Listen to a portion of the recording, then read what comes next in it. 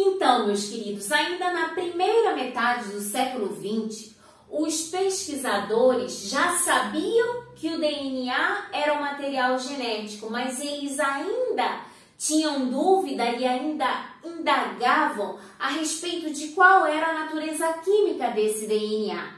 Então, o que aconteceu? Dois pesquisadores chamados Watson e Crick, o que eles fizeram? Eles juntaram, tiveram a disposição, a vontade de fazer o quê? De juntar as informações de pesquisas de outros pesquisadores, outras informações acerca do DNA. Eles juntaram essas informações e criaram um protótipo, foram fazendo modelagem, né? Então, eles não descobriram nada novo, eles só correram as informações, tiveram essa disposição. Então, o mérito deles, eu acredito muito, que está nessa disposição em observar o que se sabia acerca do DNA, juntar essas informações e criar um protótipo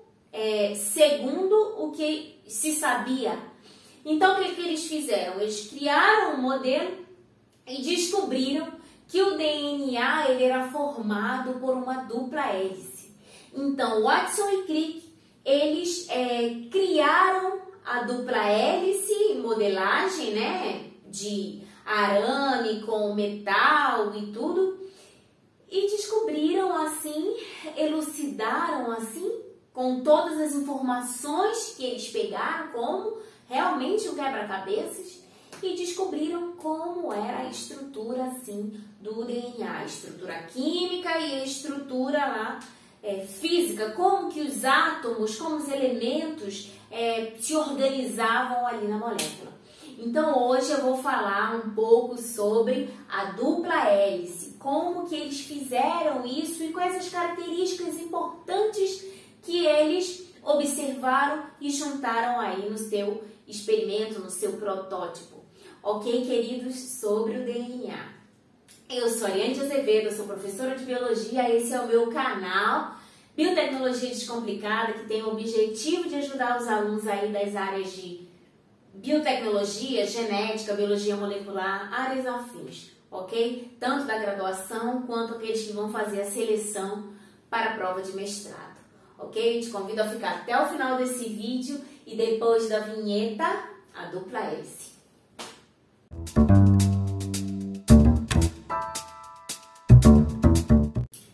Então, queridos, o tema da aula de hoje eu coloquei como montando quebra-cabeças. Por quê? Porque na realidade foi o que esses dois pesquisadores fizeram. Foram montando o quebra-cabeças de como era a estrutura do DNA, de como era a estrutura química do DNA, a partir de descobertas realizadas por outros grupos, outros pesquisadores, ok? Então, eles não descobriram, eles não tiveram uma descoberta. Eles juntaram as peças. Porém, eles tiveram essa disponibilidade. Eles foram e criaram a partir de modelos, fazendo protótipos, até conseguir chegar de fato como era a estrutura do DNA e como era a estrutura química. Então, esse mérito, né, da disponibilidade realmente foi de Watson e Crick, ok? Então vamos lá, vamos entender o que eles tinham aí para montar a dupla hélice.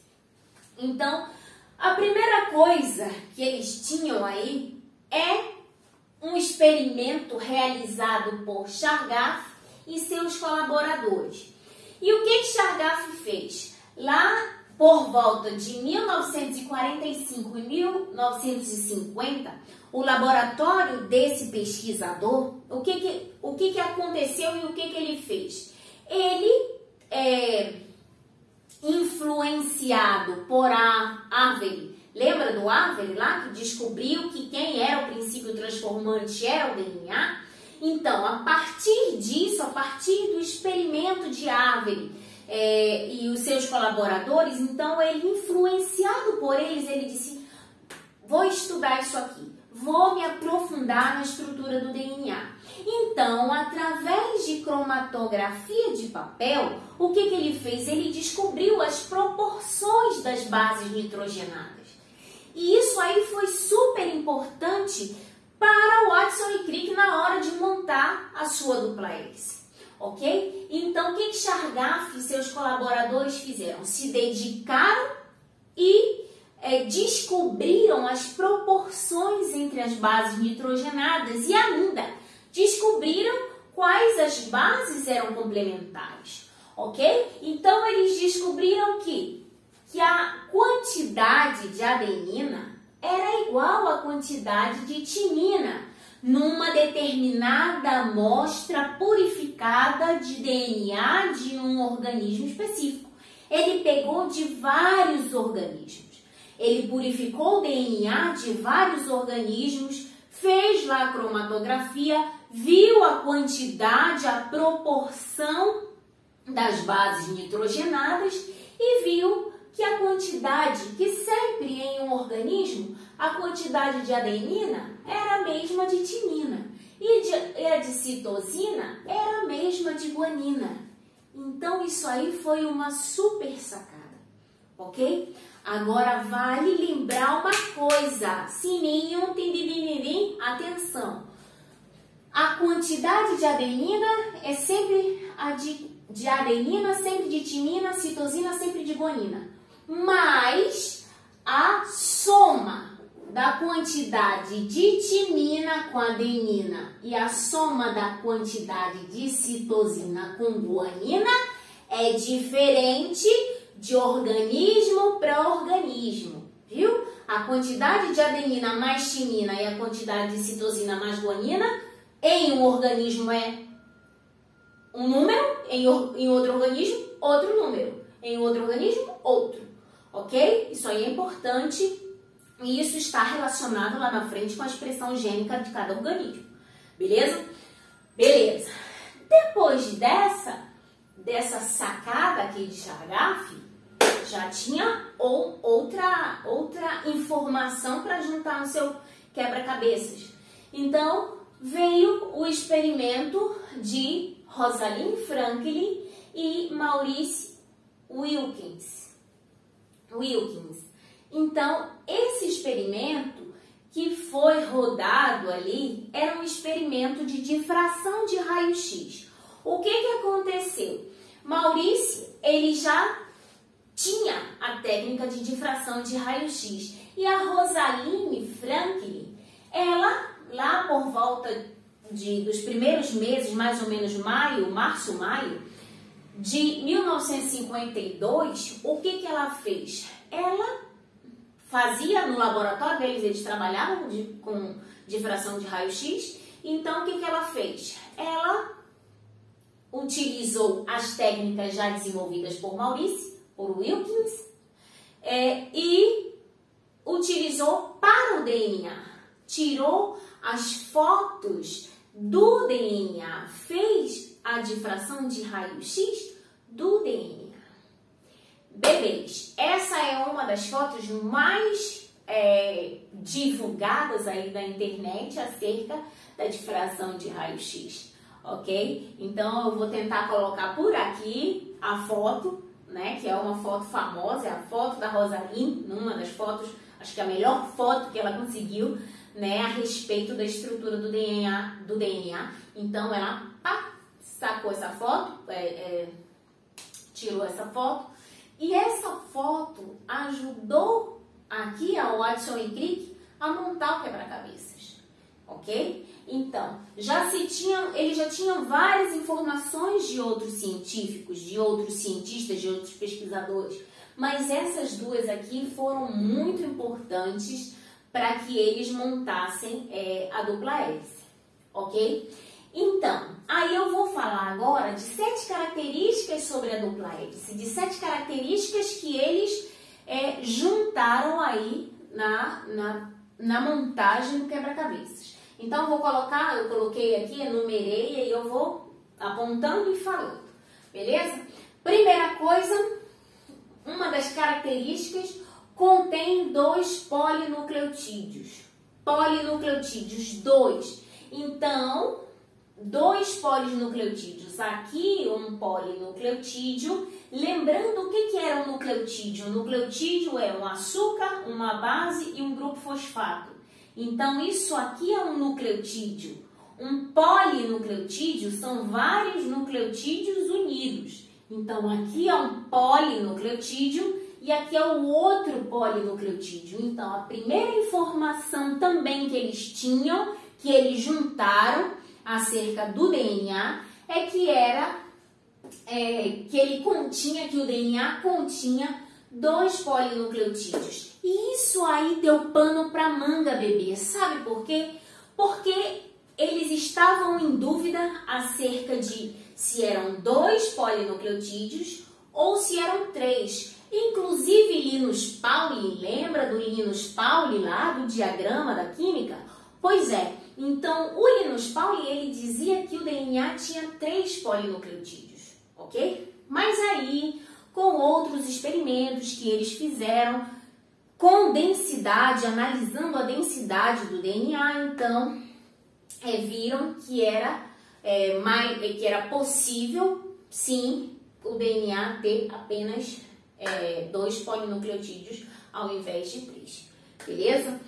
Então, segunda coisa, as bases nitrogenadas estão empilhadas no interior da hélice.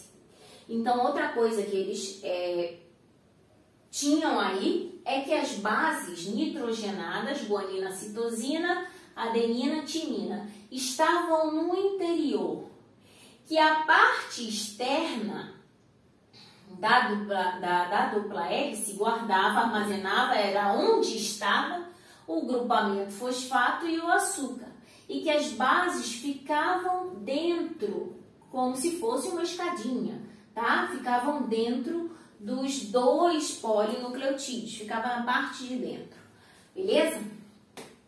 Terceira coisa, que as bases, elas eram unidas por ligações de hidrogênio ou pontes de hidrogênio, como a gente vê também aí nos livros, ok? Então, as bases nitrogenadas sempre são unidas e ligadas por pontes de hidrogênio. Essas pontes de hidrogênio aqui são as responsáveis por unir os 2 polinucleotídeos, beleza? Vamos lá. Outra coisa importante sobre as pontes de hidrogênio, é que sempre as pontes unem as complementares. Citosina sempre com guanina, adenina sempre com timina através das pontes. Para que aconteça a formação das pontes, essas bases elas têm que se parear e somente essas bases. Sempre adenina com timina, citosina com guanina. De outra maneira, não dá, ok? Para que seja através da ligação de hidrogênio, beleza? Outra característica importante é que os 2 polinucleotídeos, eles possuem sentido inverso. Então, os 2 têm sentido antiparalelo. Um vai para um lado e o outro vai para o outro, ok? Então, essa maneira das 2 fitas, às vezes a gente chama de fita, cada fita do polinucleotídeo, uma está para um sentido e a outra está para o outro sentido. Esses 2 sentidos são antiparalelos. E essa característica das 2 fitas de uma dupla hélice serem antiparalelas é que conferem a essa dupla hélice uma natureza estável, uma molécula estável, ok? Então, o quinto ponto, eu coloquei isso daqui, mas eu vou tentar colocar aqui na aula de vocês uma figura, porque aí a professora não conseguiu desenhar, mas ela está escrevendo aqui e eu vou fazer uma mágica, vai aparecer em algum lugar, ou desse ou desse lado. Então, Outra característica, quinta característica, ocorrem 10 pares de bases por giro de hélice. Então, se a hélice começa aqui, um giro de 360 completo tem 10 pares de base, ok? E de um par de base para o outro par de base são 0,34 nanômetros de distância um do outro, ok? Então, é importante também a gente saber isso, foi importante para esse juntar de peças de Watson e Crick, ok? Então, a elucidação, a confirmação, a comprovação da estrutura da molécula de DNA. Outra coisa importante, a dupla hélice possui 2 sulcos, um maior e um menor. Então, existe um sulco. Sulco é aquela partezinha que entra da estrutura lá da dupla hélice. Então, o sulco é o espacinho, é a partezinha que entra. Então, existe um sulco menor e um sulco maior. Esses sulcos, esses espaços, que são um pequeno e um grande, um maior e um menor, na dupla hélice, são importantes na hora das proteínas se acoplarem ali na hora da replicação, na hora da expressão gênica lá na frente, ok? Com toda a dinâmica aí bioquímica que acontece com o DNA, então vocês sabem, e se não vocês vão aprender que existem várias proteínas que atuam aí tanto na replicação, na transcrição e tudo isso para lá na frente, para a expressão gênica.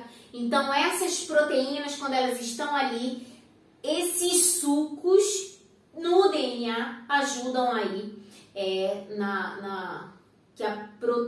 que as proteínas se acoplem aí no DNA. Isso é importante.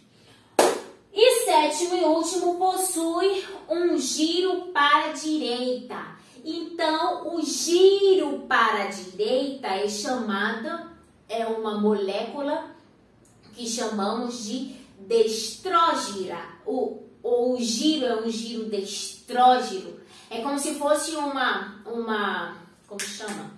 Uma escada.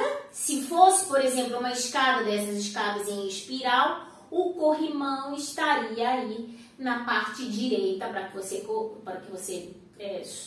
você subir, né? Falando em espanhol, para você subir aí pela escada. Escada ou escaleira? Não sei o que foi que eu disse, hein? Mas então, o giro é um giro para a direita. Então, todas essas características, Watson e Crick pegaram de outras informações, de outras pesquisas, juntaram tudo e tiveram essa sacada, essa predisposição em fazê-lo. Então, isso daí é o mérito deles, né? Os outros, por exemplo, o Chargaff contando aqui, cortando figurinhas. O Chargaff era muito metódico, ele não queria falar qualquer coisa que depois ele pudesse ser, sabe, assim, não, tá fazendo essa investigação, tá fazendo essa pesquisa tá errada. Então, ele foi muito criterioso na hora de expor esses resultados, ele não queria falar, enfim, né? Então, o Watson e Crick não. Eles foram, assim, os caras que, vamos lá, vamos fazer, e vamos juntar, e vamos testar. E em 1962, eles ganharam aí o Prêmio Nobel, né? De Fisiologia e Medicina. Eles ganharam o Prêmio Nobel, o Wilkins também ganhou, mas a Rosalind já tinha falecido, né? Porque ela teve câncer e com 37 anos, uma morte bem prematura, ela morreu e eles não conferem o Prêmio Nobel para quem já morreu, né? Então, quem ganhou aí o mérito disso tudo foi Watson e Crick e o Wilkins, Ok, queridos? Então, eu espero que vocês tenham entendido. Isso daqui foi toda a informação a respeito da dupla hélice do DNA. Claro que depois aí existem 3 modelos aí de DNA, como o DNA pode ser organizado, mas o modelo principal é o modelo bDNA ou DNA-B, né, que é o DNA que está aí na maioria das células, que é o DNA da dupla hélice construído por esses 2 pesquisadores. Beleza, queridos? Eu espero que vocês tenham gostado. Se vocês gostarem, dê aquele like, aquele joinha maroto, curtindo tudo. Comentem aqui, se inscrevam no canal, me sigam aí nas redes sociais de Biotecnologia Descomplicada, tanto na fanpage quanto no Instagram. Eu sempre estou aí no Instagram postando todo dia, né? Então me sigam, a gente pode tirar as dúvidas, né? Professorinha e aluno, enfim. Ok, queridos? Então nada, espero que vocês tenham gostado. Um beijinho e que a força esteja com vocês. Tchau.